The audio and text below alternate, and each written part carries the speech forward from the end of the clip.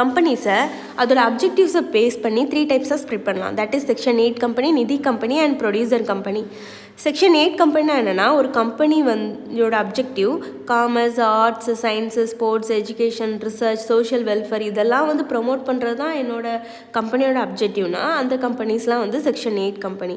And இது profit மோட்டிவில் செயல்படாது. Suppose profit கிடச்சிதுன்னா அதை அந்த கம்பெனியோட அப்ஜெக்டிவை ப்ரொமோட் பண்ணுறதுக்காக மட்டும்தான் யூஸ் பண்ணும். அதுதான் செக்ஷன் 8 கம்பெனி. நிதி கம்பெனினா என்னென்னா, நிதி கம்பெனியை அதோட அப்ஜெக்டிவ் என்னவாக இருக்கும்னா, cultivate the habit of savings among its members.